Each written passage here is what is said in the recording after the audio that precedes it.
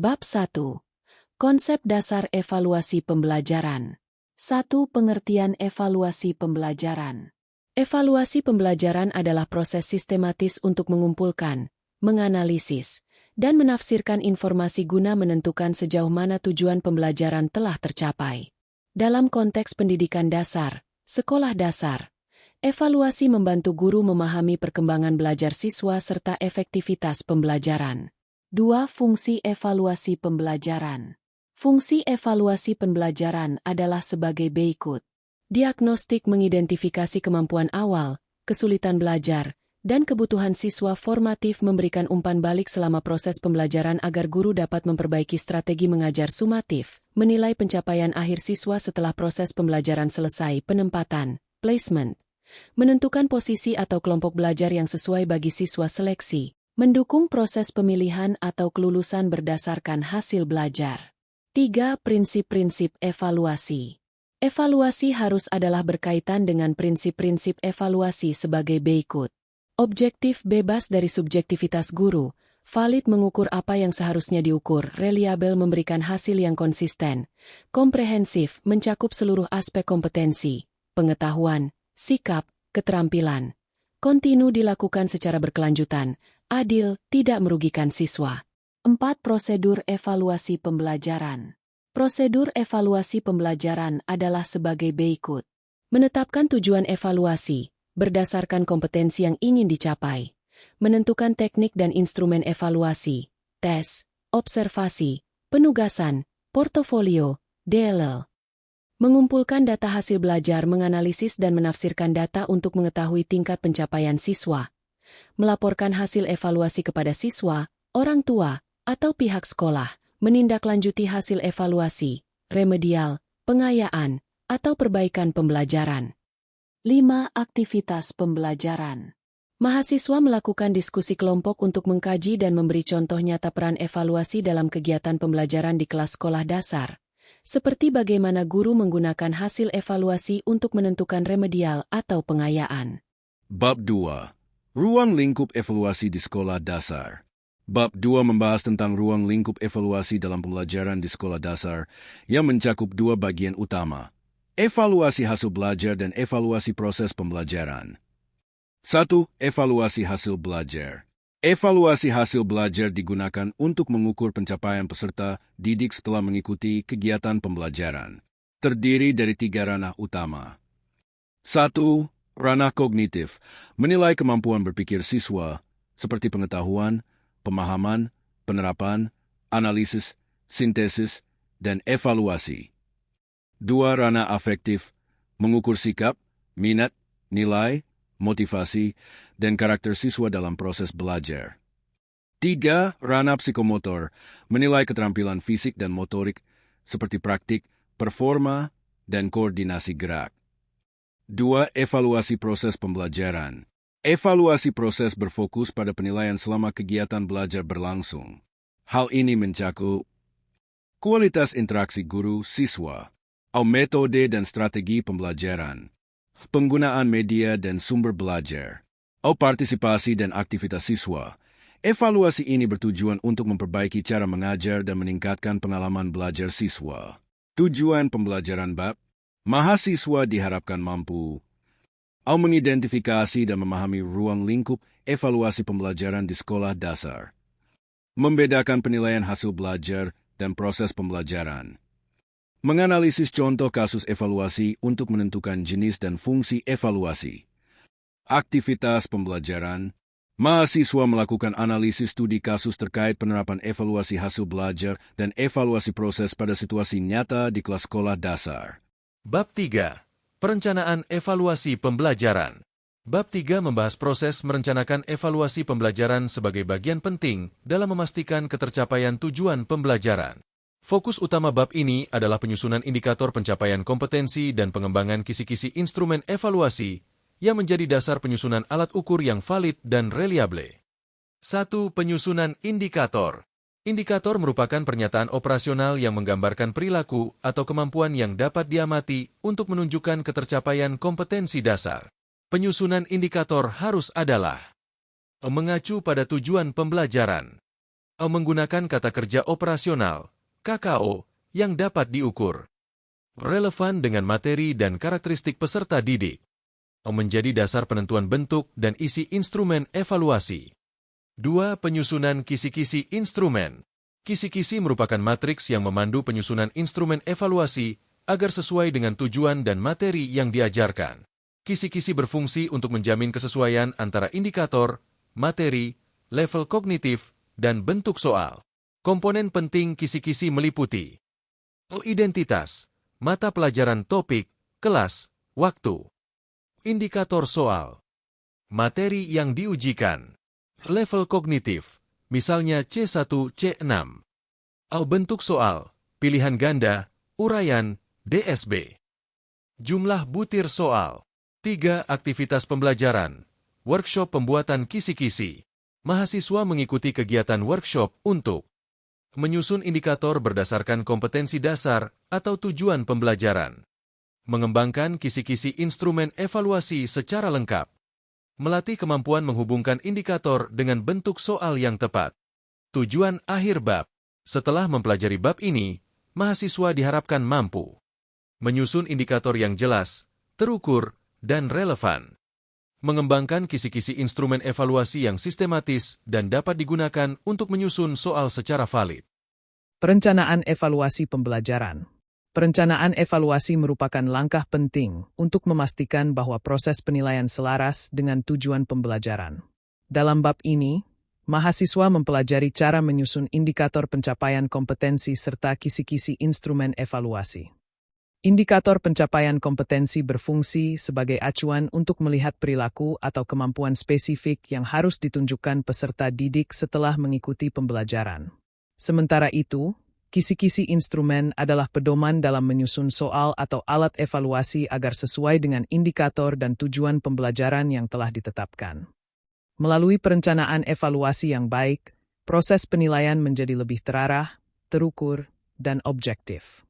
Sebagai aktivitas pembelajaran, mahasiswa melakukan diskusi kelompok untuk menyusun indikator pencapaian kompetensi berdasarkan tema pelajaran di tingkat sekolah dasar, sehingga mereka dapat menerapkan konsep secara praktis. Bab 5. Penyusunan instrumen tes. Bab ini membahas cara menyusun instrumen tes sebagai alat untuk mengukur hasil belajar peserta didik. Tes yang baik harus valid, reliable, serta sesuai dengan indikator pembelajaran. 1. Jenis tes. Terdapat 2 kelompok utama tes hasil belajar. 1. Tes objektif terdiri atas 4 yaitu 1. Pilihan ganda, soal dengan 1 jawaban benar dan beberapa pengecoh. 2. Benar salah, menilai pernyataan yang dinilai benar atau salah. 3. Menjodohkan, pasangan stimulus dan respons yang harus dicocokkan. 4. Ciri utama tes objektif, memiliki kunci jawaban yang pasti sehingga penskoran lebih mudah dan konsisten. 2. Tes uraian terdiri atas 2 yaitu 1. Meminta peserta didik menjelaskan atau mengembangkan jawaban secara terbuka. 2. Digunakan untuk mengukur kemampuan berpikir tingkat tinggi seperti analisis, evaluasi, dan sintesis. 2. Ada 4 prinsip penyusunan soal. 1. Soal harus sesuai indikator pembelajaran. 2. Bahasa soal harus jelas, komunikatif, dan tidak menimbulkan tafsir ganda. 3. Materi yang diuji harus sesuai dengan tujuan dan kompetensi yang ingin dicapai. 4. Setiap soal harus mengukur aspek pengetahuan yang relevan dan penting. 3. Ada 2 tujuan pembelajaran. Mahasiswa yang diharapkan mampu untuk 1. Menyusun instrumen tes yang valid, mengukur apa yang seharusnya diukur. 2. Menyusun instrumen tes yang reliable, memberikan hasil yang konsisten. 4. Ada 2 aktivitas pembelajaran yaitu 1. Mengikuti workshop penyusunan soal objektif dan soal uraian. 2.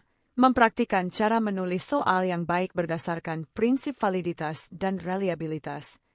Bab 6. Instrumen non-tes. Instrumen non-tes merupakan alat penilaian yang digunakan untuk mengevaluasi sikap, keterampilan, dan proses belajar bukan hanya hasil belajar akhir.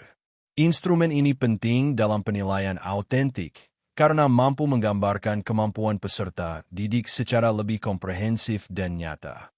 Jenis-jenis instrumen non-tes. 1. Observasi. Digunakan untuk mengamati perilaku atau sikap peserta didik secara langsung, biasanya melalui lembar observasi yang berisi indikator sikap tertentu. 2. Angket. Berupa daftar pernyataan yang diisi peserta didik untuk mengetahui pendapat, minat, atau persepsi mereka. 3. Wawancara. Teknik tanya-jawab terstruktur atau bebas untuk menggali informasi lebih mendalam mengenai sikap, pengalaman, atau pemahaman peserta didik. 4. Portofolio. Kumpulan karya peserta didik yang menunjukkan perkembangan kemampuan mereka dari waktu ke waktu. 5. Penilaian proyek. Menilai kemampuan peserta didik dalam merencanakan, melaksanakan, dan menyajikan sebuah proyek. Biasanya menggunakan rubrik penilaian. 6. Penilaian kinerja, performance assessment. Mengukur kemampuan peserta didik dalam melakukan suatu tugas nyata, misalnya praktik, demonstrasi, atau presentasi. Penilaian ini juga menggunakan rubrik kinerja. Tujuan pembelajaran. Mahasiswa diharapkan mampu menggunakan dan mengembangkan instrumen non-tes secara tepat untuk mendukung penilaian autentik dalam pembelajaran. Aktivitas pembelajaran. Mahasiswa melakukan analisis contoh rubrik penilaian proyek tingkat sekolah dasar untuk memahami cara menentukan indikator dan kriteria penilaian yang baik. Bab 7. Validitas dan reliabilitas instrumen. 1. Konsep validitas. Validitas menunjukkan sejauh mana suatu instrumen mampu mengukur apa yang seharusnya diukur. Instrumen dikatakan valid jika butir-butirnya benar-benar mewakili konstruk atau variabel yang diteliti. 2. Konsep reliabilitas. Reliabilitas berkaitan dengan tingkat konsistensi hasil pengukuran. Instrumen yang reliabel akan memberikan hasil yang stabil ketika digunakan berulang kali pada kondisi serupa. 3. Teknik uji validitas. Menggunakan korelasi butir soal, item total correlation. Butir dinyatakan valid jika nilai korelasi memenuhi kriteria tertentu, biasanya dibandingkan dengan R-tabel. 4. Teknik uji reliabilitas.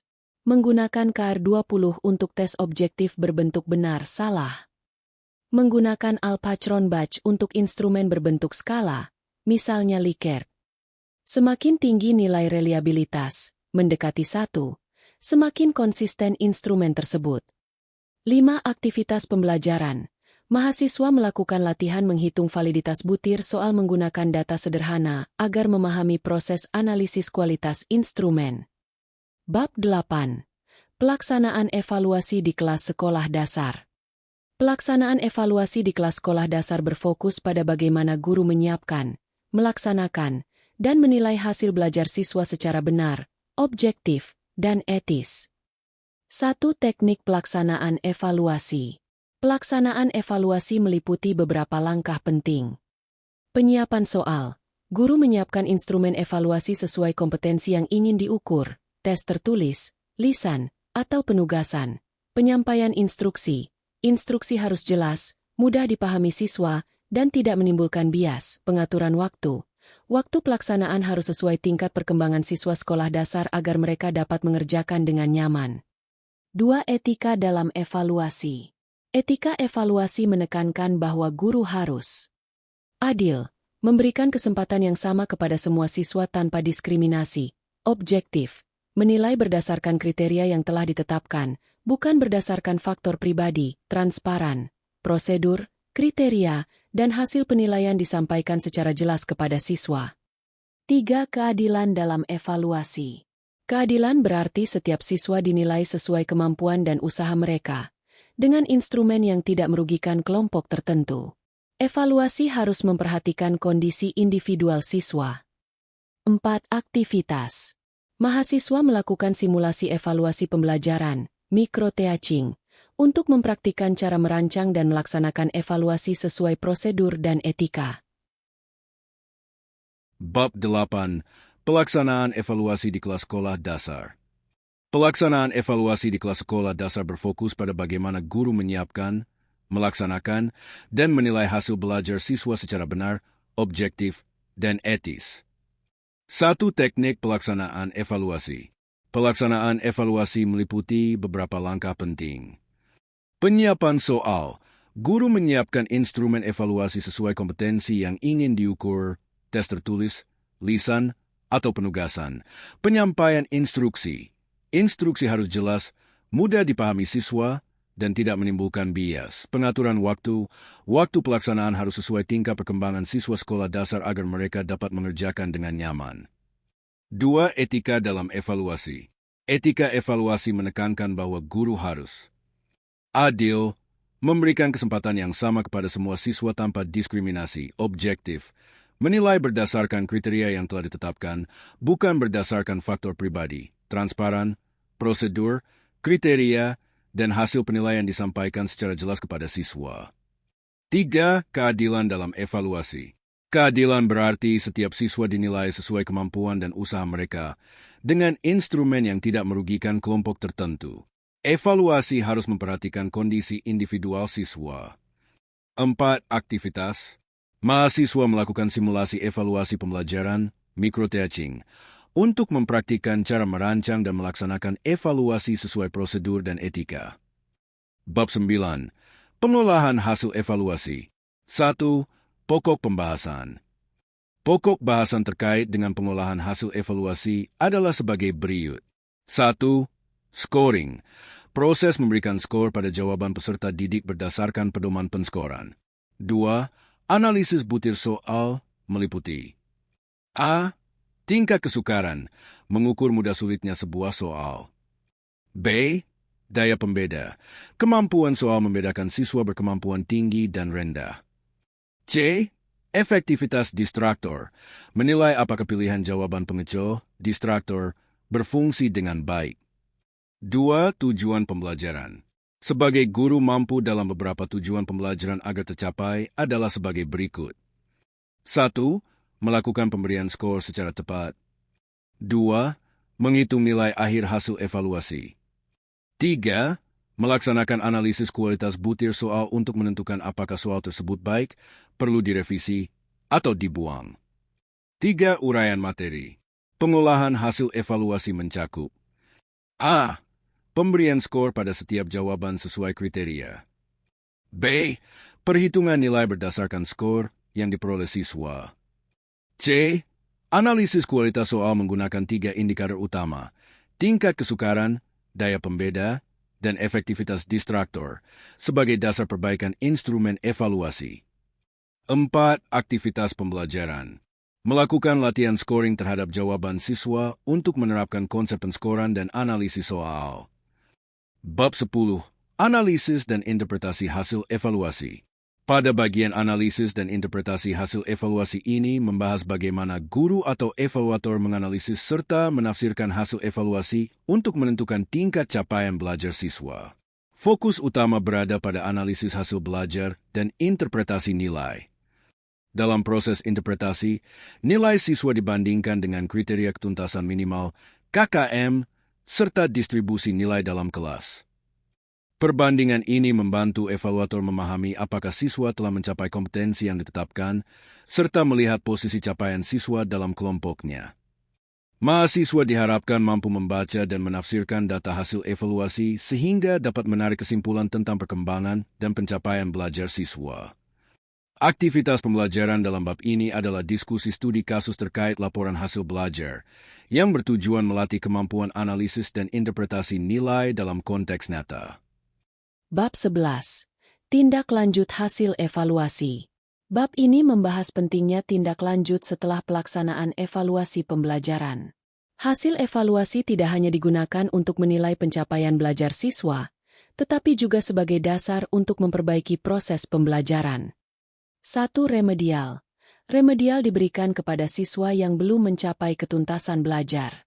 Program ini bertujuan membantu siswa memahami materi yang belum dikuasai melalui metode pembelajaran yang disesuaikan, seperti penjelasan ulang, latihan tambahan, atau pendekatan individual. 2. Pengayaan. Pengayaan ditujukan bagi siswa yang sudah mencapai atau melampaui target pembelajaran. Kegiatan pengayaan dapat berupa tugas eksplorasi, proyek kecil, atau materi pendalaman untuk mengembangkan potensi siswa lebih jauh. 3. Perbaikan pembelajaran. Hasil evaluasi menjadi dasar bagi guru untuk memperbaiki strategi, metode, atau media pembelajaran. Dengan demikian, kualitas pembelajaran dapat meningkat dan sesuai dengan kebutuhan siswa. Tujuan pembelajaran, mahasiswa diharapkan mampu merencanakan tindak lanjut berdasarkan hasil evaluasi, termasuk menentukan jenis program, remedial atau pengayaan, serta langkah-langkah perbaikan dalam proses pembelajaran, aktivitas. Dalam kegiatan pembelajaran, mahasiswa melakukan simulasi perencanaan program remedial sebagai latihan praktik dalam menerapkan tindak lanjut evaluasi. Bab 12. Pelaporan hasil evaluasi. 1. Pokok bahasan dalam pelaporan hasil evaluasi adalah A. Format laporan hasil evaluasi. B. Komunikasi hasil penilaian. 2. Tujuan pembelajaran. Seorang guru mampu menyusun laporan hasil evaluasi belajar siswa secara benar, sesuai prinsip sistematis, objektif, dan komunikatif. 3. Uraian materi pokok. Pelaporan hasil belajar merupakan proses penyampaian informasi mengenai pencapaian kompetensi siswa kepada pihak terkait, siswa, orang tua, dan sekolah. Laporan harus A. Sistematis, tersusun dalam urutan yang logis, identitas, nilai, deskripsi capaian, catatan guru. B. Jelas, mudah dipahami, menggunakan bahasa yang sederhana dan tidak ambigu. C. Komunikatif, memberikan informasi yang bermakna terkait perkembangan belajar siswa, bukan hanya angka, tetapi juga deskripsi dan saran perbaikan. 4. Aktivitas pembelajaran. Guru perlu melakukan latihan menyusun laporan nilai siswa, meliputi A. Penyusunan format laporan. B. Pengisian nilai berdasarkan hasil evaluasi. C. Penulisan deskripsi capaian kompetensi. D. Penyusunan catatan dan rekomendasi tindak lanjut. Bab 13. Refleksi dan inovasi evaluasi pembelajaran. Bab refleksi dan inovasi evaluasi pembelajaran. Ini membahas pentingnya kemampuan guru dan calon pendidik untuk melakukan refleksi kritis terhadap praktik evaluasi pembelajaran, serta mengembangkan berbagai bentuk inovasi evaluasi yang relevan dengan perkembangan zaman. 1. Refleksi guru dalam evaluasi. Refleksi merupakan proses meninjau kembali strategi, instrumen, dan hasil evaluasi yang telah dilakukan. Melalui refleksi, guru dapat mengidentifikasi kelemahan, menemukan kekuatan, serta merencanakan perbaikan untuk meningkatkan kualitas penilaian dan pembelajaran secara keseluruhan. 2. Evaluasi berbasis teknologi. Perkembangan teknologi membuka peluang untuk menghadirkan model evaluasi yang lebih efektif dan efisien. Contohnya, A. Assessment, yaitu penilaian berbasis sistem digital. B. Portofolio digital, yang memudahkan dokumentasi perkembangan belajar siswa. C. Aplikasi penilaian online, yang memungkinkan proses penilaian berlangsung cepat, akurat, dan mudah dipantau. 3. Penilaian autentik. Penilaian autentik berfokus pada kemampuan nyata siswa dalam menerapkan pengetahuan dan keterampilan dalam konteks kehidupan. Bentuknya dapat berupa proyek, kinerja, tugas portofolio, atau produk nyata yang mencerminkan kompetensi sesungguhnya. 4. Aktivitas pembelajaran. Mahasiswa melakukan brainstorming ide inovasi evaluasi, seperti membuat prototipe assessment, merancang instrumen penilaian digital, atau mengembangkan model penilaian autentik berbasis teknologi. Bab 14. Proyek akhir evaluasi pembelajaran di sekolah dasar. Bab proyek akhir evaluasi pembelajaran di sekolah dasar ini membahas pelaksanaan proyek akhir sebagai bentuk penerapan menyeluruh dari seluruh kompetensi evaluasi pembelajaran di sekolah dasar. Dalam proyek ini, mahasiswa diminta untuk mengintegrasikan seluruh keterampilan evaluasi yang telah dipelajari selama perkuliahan. Kegiatan utama dalam proyek akhir meliputi 1. Merancang evaluasi menyusun kisi-kisi sebagai dasar penyusunan instrumen. 2. Membuat instrumen penilaian menyusun soal atau alat evaluasi sesuai indikator. 3. Melaksanakan evaluasi, melakukan simulasi tes kepada peserta didik. 4. Mengolah hasil evaluasi, melakukan penskoran dan perhitungan nilai. 5. Menganalisis hasil, menilai kualitas soal dan pencapaian kompetensi. 6. Menyusun laporan evaluasi, mendeskripsikan proses, temuan, dan rekomendasi. Tujuan pembelajaran. Mahasiswa diharapkan mampu 1. Mengaplikasikan secara nyata seluruh proses evaluasi pembelajaran. 2. Membuktikan keterampilan mulai dari perencanaan hingga pelaporan. 3. Menunjukkan kemampuan bekerja secara sistematis dan profesional dalam kegiatan evaluasi di sekolah dasar. Uraian materi, proyek akhir berbentuk simulasi evaluasi pembelajaran lengkap yang mencakup 1. Penyusunan kisi-kisi dan instrumen soal. 2. Pelaksanaan tes. 3. Pengolahan dan analisis hasil belajar siswa. 4. Penyusunan laporan komprehensif hasil evaluasi. Aktivitas pembelajaran. Mahasiswa bekerja dalam kelompok untuk melaksanakan proyek evaluasi pembelajaran di sekolah dasar, mulai dari tahap perencanaan hingga penyusunan laporan akhir.